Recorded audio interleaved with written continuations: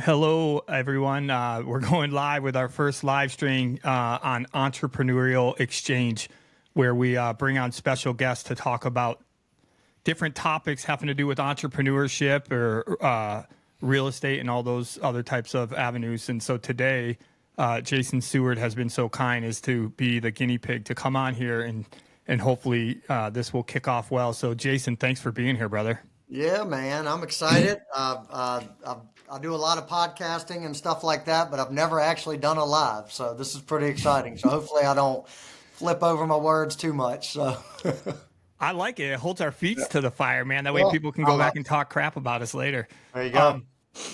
No, so look, let's just give it quick. Let's kick it off real quick because I know you got a hard timeline, and my goal moving forward with this is to kind of do it weekly at lunchtime, so that hopefully some people that do have break time can catch it live. But if not, they can come back to it. So, for all the people that don't know who you are, can you just give us like a 3 minute or less background about who is Jason Seward, where'd you come from, and how'd you get to where you are today? Yep, no problem. So I'm Jason Seward. I live in Southeast Virginia. If you're familiar with Virginia, I'm between basically Richmond and Virginia Beach in a small town called Surrey County, Virginia. I have lived here my whole life, and my real estate journey. Right out of college, I started dabbling in real estate, but I mean, with no strategy or anything like that, but just enough to get my feet wet, get some experience. But I went, to work in corporate America. I was in insurance sales that evolved to insurance sales leadership and stuff like that. Did that for 17 years. And then in 2022, I left that career because at that point I had built up a pretty substantial real estate portfolio. And I'd been pretty frugal and had a decent amount of savings that allowed me to burn the ships, if you will, and leave my corporate career and go all in on real estate. From there, I had already been dabbling in some private lending with my own capital, and again, flipping single family houses. I have, I think now between single family homes and small multifamily, we are over 100 units, and I say I've got a couple business partners, in Virginia and North Carolina. But as I was dabbling in the private lending, I saw that the profits were really good there, using my own capital, and kind of went down the rabbit hole of seeing if there was a potential to build a business around it. And there was. And essentially, middle of 23, I launched 608B Capital Lending, which is a debt fund, real estate debt fund. We pay investors passive returns, and then we lend that capital out to fix and flippers and make a spread on it. So that is what we're doing now. We've scaled that up over the last couple years, and that is my main focus as we stand now. So That's awesome, man. That's such a great story too. For all those people out there that are like, curious how people get into the mix and whatnot. So yeah, we brought you on because you have all this experience in private money lending, and as we both know from being in real estate investing, my experience is that there's a lot of people out there that either don't know what that really means, or are uncomfortable talking about it, or they don't know how to get started. And so, what I kind of wanted to do is, if you don't mind, I want to ask you a few basic questions, and then, like I said, I want to kick it off and see if we can try to get some people to call in and ask some questions and see how that goes. If not, then we'll just keep going. So sure. I'm going to start off with just asking you, so what exactly is private money lending, and how does it differ from traditional bank loans and hard money lending? Well, I mean, at the end of the day, the way we are structured, so a private money loan would be, I'll give you an example. Jamie, you've got 123 Main Street. You want to fix and flip it, right? You want to buy it, fix it up, put it on the market, and sell it. You come to me, Jason Seward, the individual, and say, I've got this project. I'd like to buy it. And would you be interested in making a private loan to me that is secured by that home? So you come to me with that deal. I like it. Let's say you're offering to pay me 12% interest on my money to help you fund the purchase and the rehab. I make that loan to you. You personally guarantee it, and you secure me in a lien position on that property. So that's going to be a private loan, an individual making a loan to you.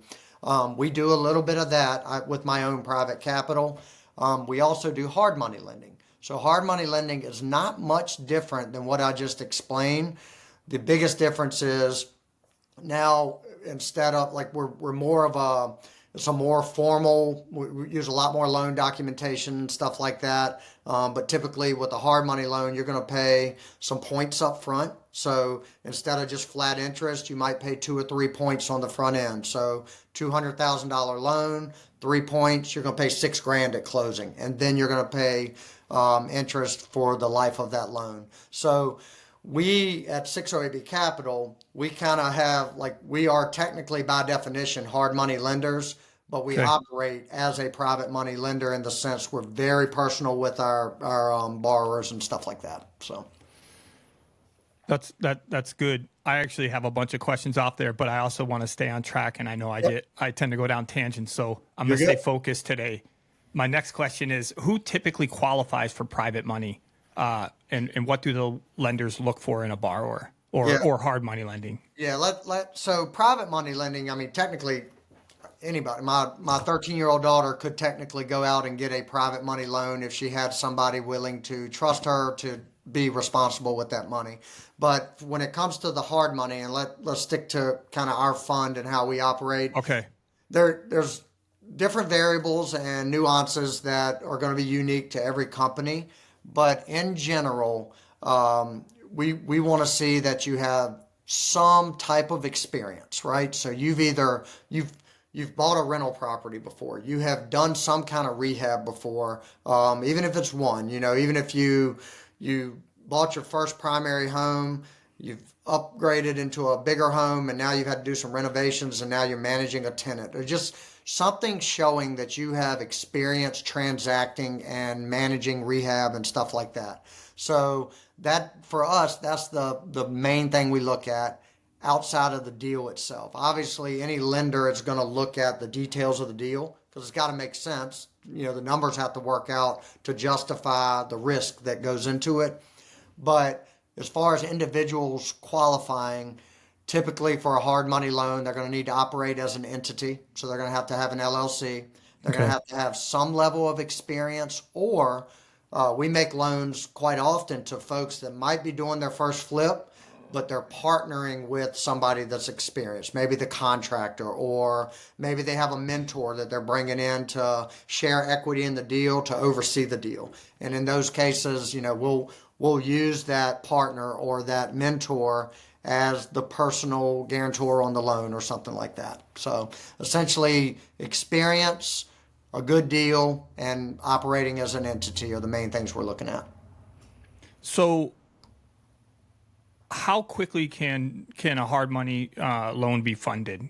Yep. And again, great question. It's going to vary, again, company to company. I can just speak to what we are and what we've experienced, because we spent years borrowing from hard money lenders, right? So I've got that perspective as well. Once you establish a good rapport with your lender, and the trust is all that barrier has already been taken care of. So we know we can trust the borrower can trust us. They bring us a good deal.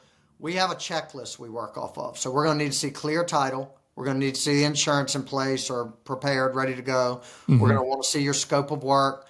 And once all those underwriting metrics are checked off, we can close in 48 hours or sooner. Sometimes when we close deal, once we have a clear title, we've closed deals. They hit our table that day. We check off everything. We're at closing the next day. That's rare, and that's a rush situation. But typically, 48 hours within clear title and everything else being done, we're ready to rock. So, wow, that's fast. That's fast. Your scope of work. That's what I wanted to ask. So, I've prepared some scopes of work for different lenders as well. How much specificity, for somebody that has no idea what that looks like are they like, hey, I'm spending this much on windows, I'm spending this much on doors, or is it like down super intricate? We're pretty, so one of the things that helps us as lenders is we've done so many deals ourselves. We know how to analyze, we know how to create a scope of work, and we know how to analyze one down to the, very minute details.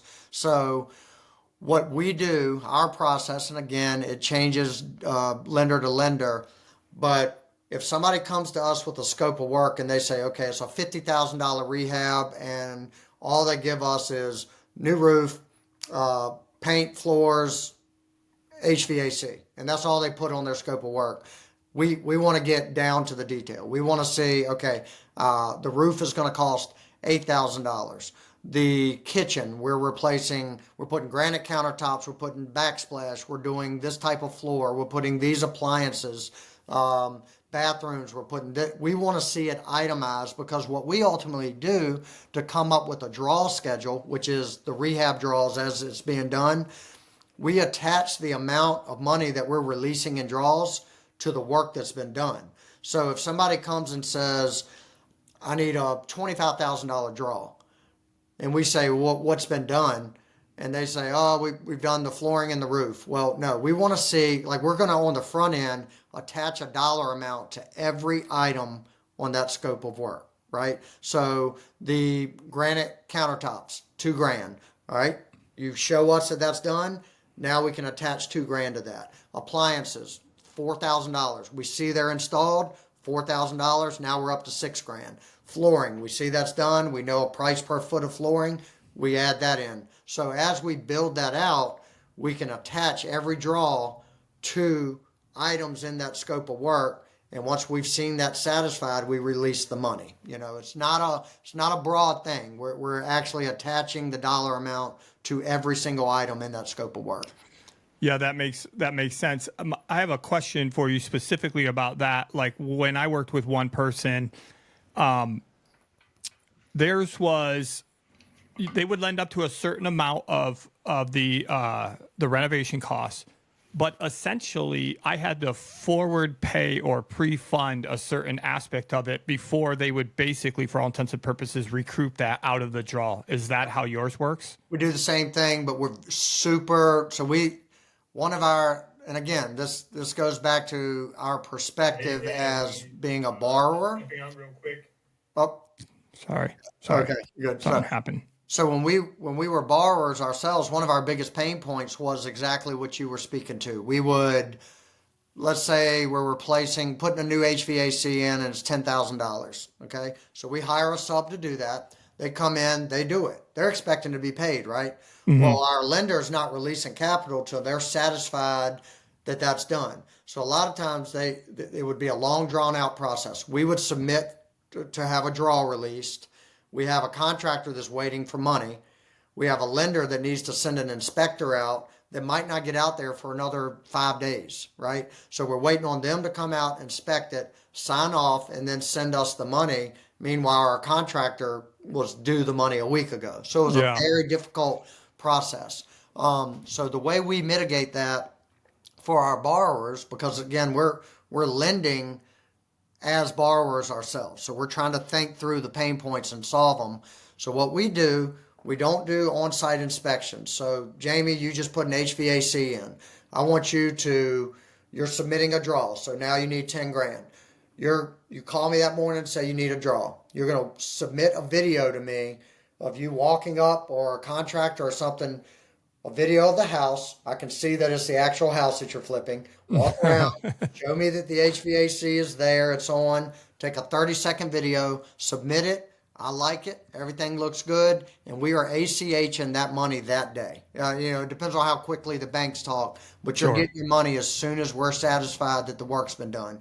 So now, yes, you're having to do the work before the draw money comes in, but typically you're going to have an invoice that's due in a couple days or a week. We're getting you that money in time to pay that invoice. But for some people, like I know a lot of my contractors, they would require like 50% or 30% up front. So they're still going to have to fund that. You're going to have to self-fund that. Yep. Got it. Okay. So I know you kind of touched on it briefly, but what kind of terms, interest rates in terms should a borrower expect when they're looking at a hard money loan in 2025? Yep. It's all over the place. So I'll give you a couple different examples of how it could look, and then I'll tell you what our general terms are. And none of these are necessarily better or worse than the other. It just depends on the situation, the length of the project, stuff like that. So first, I'll start with our general terms, and this is pretty common. Most folks are going to have some kind of origination points, and that can be anywhere 2 to 4 points right out of the gate. So let's just use a $100,000 loan as an example. So if it's a $100,000 total loan, let's say it's 3 origination points. Right at closing, they're going to have to pay $3,000, and typically that's paid by we're holding that back at closing. So a $100,000 loan, if all that's going to purchase, then we're giving $97,000 at closing. So we're holding back 3 points. Then you're paying 12% interest in our case, and it's APR. So it's essentially 1% per month.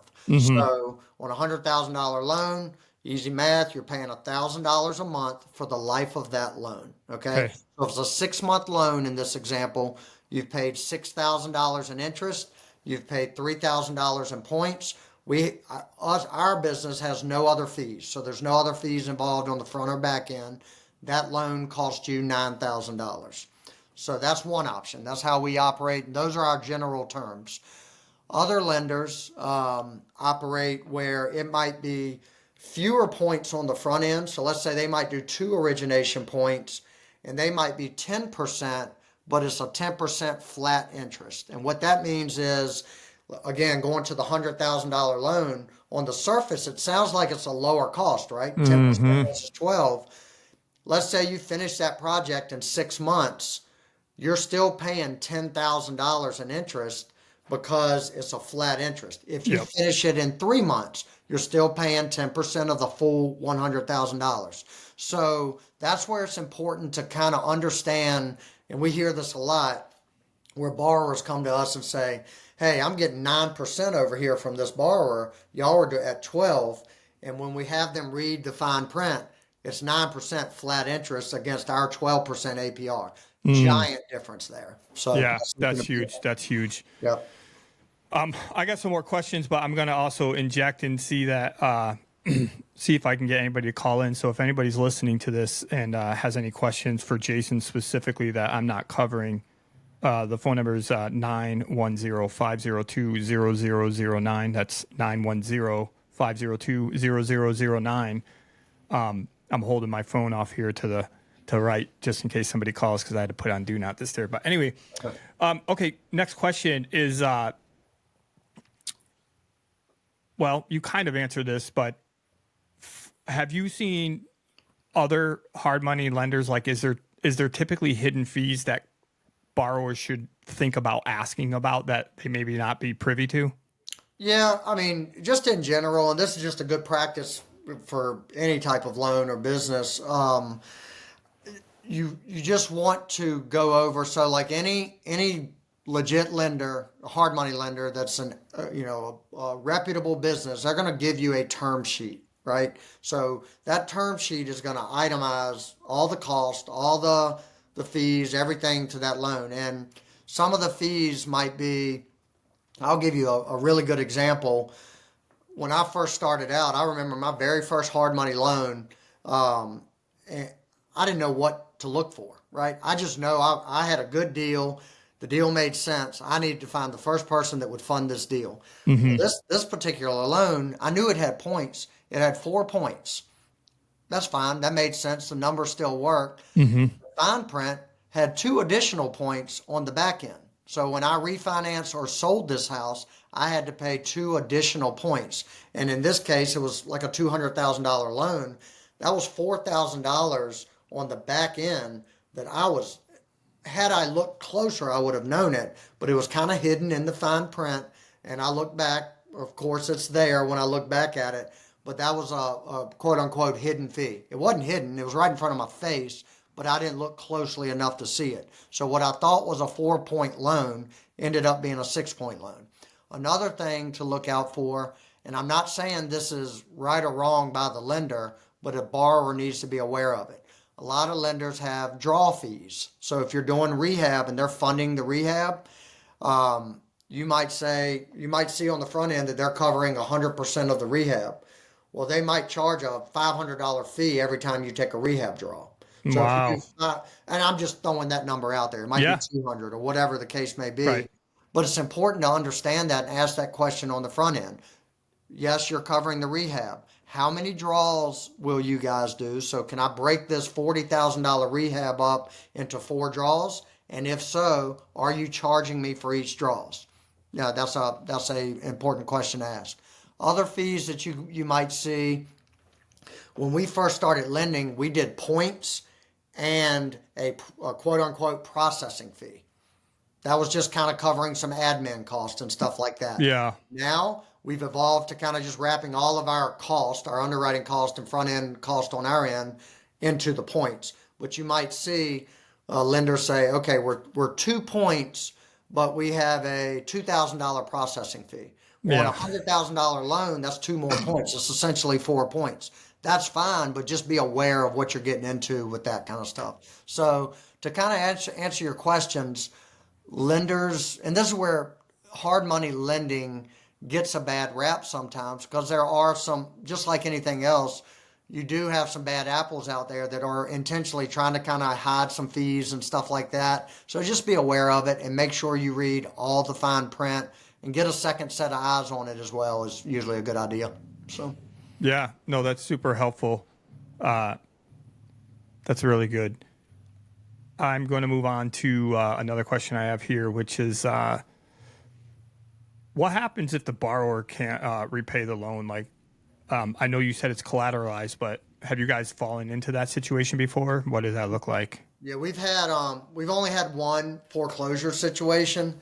And so I'll give you my perspective as both, I'll start as a lender, but also as a borrower. Okay. So from a lender perspective, it seems very simplistic, but this is how we underwrite our deals. We look at, so Jamie, you bring me 123 Main Street. You're going to present a couple things to me. What the ARV is, the after repair value, what it's projected to sell for, the scope of work, and we're going to look at that in detail, what you're buying it for, the cost of that scope of work, so what the rehab is, all of those things. And when you bring that to me, I'm going to view it now as you being a wholesaler trying to sell me that deal. And if I would buy that deal based off your numbers, then I know that I'm okay lending on it. I'm probably going to be okay lending on it. So what that means is that means you as the buyer of that deal or the borrower of our capital, you're all in around that 70% of that ARV mark, right? Okay. So, or our loan is only going to go up to 70% of that ARV mark. So what I know right out of the gate is if we make that loan and Jamie disappears, now he's gone, we can't find him, he hadn't made a single payment and rehab has not started. I have a property that, and back up a little bit, we're only going to lend 90% of purchase also. So there, we're creating a little bit of equity in case you do run away. So now we have a project that we would have bought anyway. We would have bought it at your numbers. And now that you've run away and disappeared and you're defaulting, we go through the foreclosure process and we take over a property at numbers better than what we would have bought them at. So that's how we mitigate the risk from the lender perspective. Now, we don't want to be in the business of foreclosing.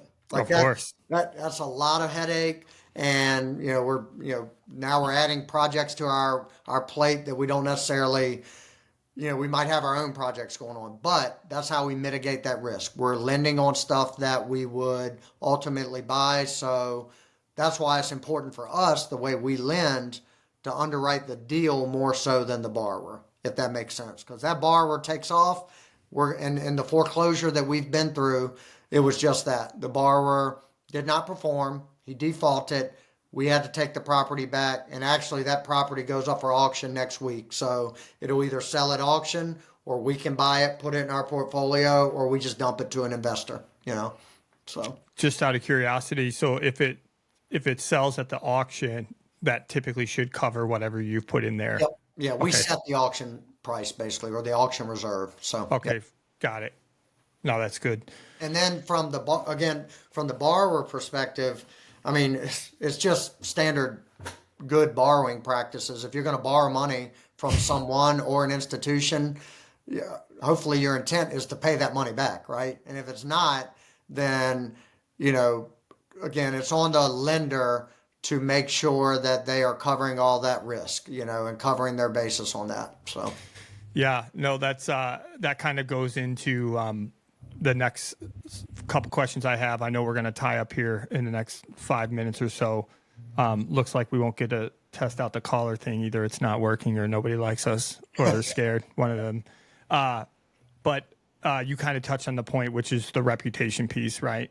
Because I know there's been a bunch of, I mean, you touched on it earlier, but there's been a bunch of people that I've reached out to where in the early side, where if you didn't have a certain amount of experience, then, you know, like one guy specifically, he's like, if you haven't done at least 6 projects, 6 flips, right? Like, I'm not going to give you the money.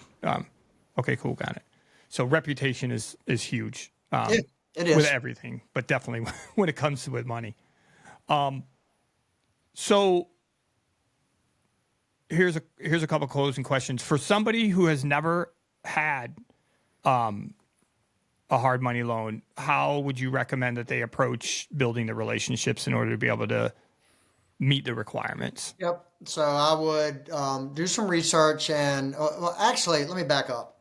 So part of the research would be attending local events, right? That's your, because every local RIA or, you know, groups like you have, like you run, there's always going to be lenders in those groups, right? Mm-hmm. Some of them just privately lending their own cash, right? Mm-hmm. So they might be able to do 1 or 2 loans at a time. Some, you know, mid-level hard money lenders like us, and then some you have some very big brokers that are representing large pools of capital. So find out who those people are in your market and who are lending in your market, and just interview them. Find them. I mean, like in our case, we just, right before I hopped on a call with you or on this live, I had a call for 30 minutes with some borrowers who were interviewing me, but at the same time, I was interviewing them, right? So we're going back and forth, just trying, they want to see our terms, how we do certain things.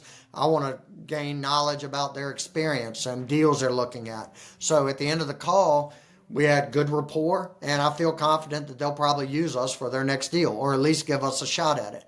So to your question, the best place to start is identifying these folks through your meetups, through your mastermind groups, through online groups that you're a part of, Facebook groups, stuff like that, finding out who they are, setting up lunch with them, setting up a Zoom call with them, just having an interview process, just like you would anybody else you're going to hire to do something or do business with, and see if there's some rapport there. Because from a borrower standpoint, like we have very competitive terms relative to this space, the hard money lending space, but the terms are not the end all be all. You want to make sure that you're dealing with a lender that can deliver. And I don't know how many loans we've made, Jamie, that have come to us 3 days away from closing and their lender had to back out because they don't have the capital. Or their lender backs out because whatever comes up. It's a private lender and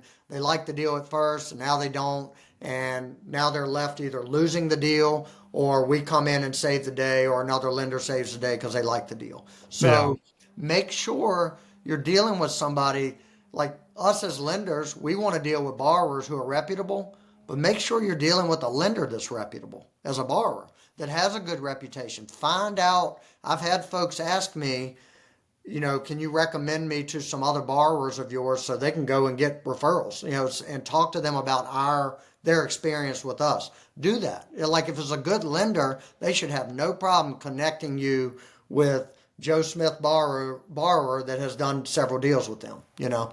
Yeah. No, that's super, super helpful. We're kind of getting close to the time, and I know that you have a hard stop. So I'll give one more question. Okay.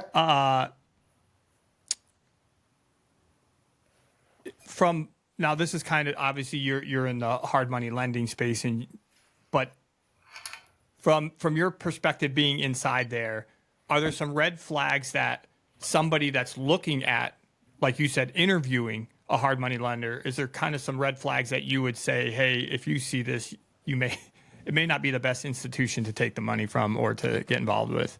So if it's a private lender, I mean, it's kind of two different answers here. Okay. So if it's a private lender, they're lending privately, just like it sounds like. They're not advertising that much, and they're not marketing all over the place. They don't have a big brand. They might have a pool of capital of a couple $1,000,000 that they are privately lending. That's just going to be like, I could list out a bunch of red flags, but the biggest thing you need to do is just get to know that person, right? Jamie, you there? I hear you. Can you hear me? Yeah, your video went away. Yeah, I'm not sure what. Oh, I see what happened. My thing. Keep talking. Sorry. Okay. Yep. So, but I'm gonna kind of stick to the hard money lending space. So if it's we are a debt fund, right? We are set up with the SEC. We're a reputable fund. We have a brand, and we are marketing that brand, trying to recruit borrowers to our company. So if anybody hears of us, like if they're I think you're down in like Fayetteville area, right? Yeah. Yep. So if anybody hears of 608B Capital at a meetup or something like that, they can go online and very quickly see a bunch of marketing stuff. They can see our website, they can see all of our social media, and that's kind of our business card. So if you hear of a lender, let's say 123 Capital, and you want to research them and you can't find a single thing on them, no website, you don't know anybody that's done business with them, that's a red flag, right? Do they even exist? Do they have capital? If they do, and they're a legit business, then they obviously have a brand that they want people to know about. So I would say the biggest, like, high level red flag is if they have no presence, no marketing stuff out there, nothing like that, you can't find anybody that's done business with them. I personally would shy away from that particular lender, because if they're legit and if they're doing business at a high level, then they probably should have some kind of presence online or within your market that you're looking to do business. Okay. That's super helpful. Yeah. Sorry about that technical glitch. I have no idea what can happen. I think the wire came loose or something. One more red flag, and this is just something to pay attention to, and it goes back to the details of terms and what to look out for. If they cannot give you, your lender can't give you a 30-second elevator pitch of what you offer in terms that you understand, that's a red flag. Okay. We can tell folks, Jamie, our general terms are 3 points, 12% APR, which is 1% per month for 6 months, no other fees, that's it. We have extension fees available if you need to extend beyond 6 months. You understand that, right? Yeah. It's 3% of the loan amount. It's 1% thereafter per month.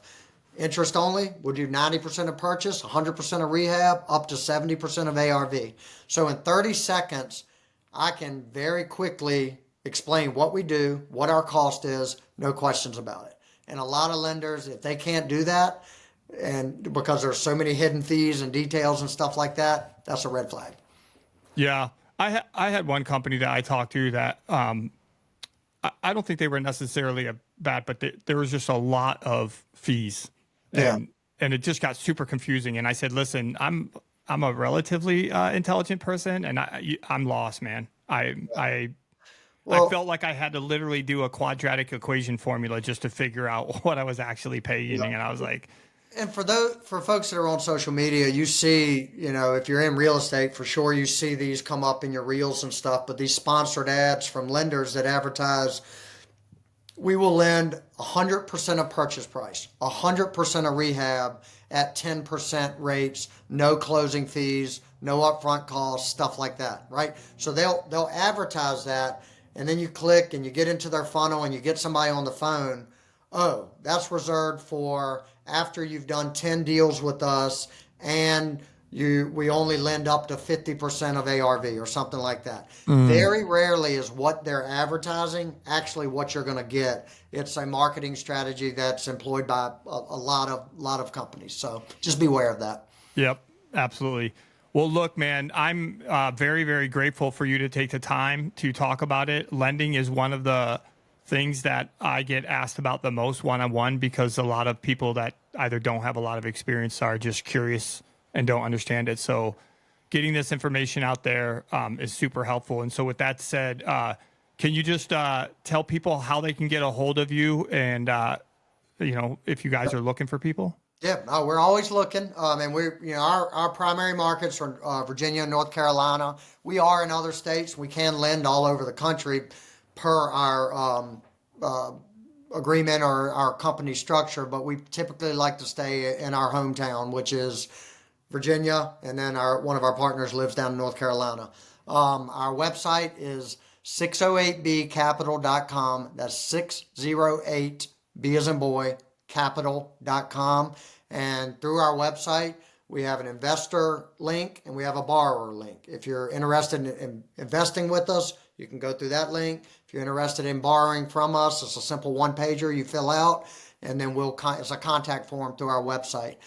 If you just want to reach out to have a conversation, you can find me on social media. I'm Jason Seward on Instagram and Facebook. Shoot me a private message. We can link up, set up a call, and go from there. Awesome, man. Well, again, thank you so much for taking the time and sharing your knowledge.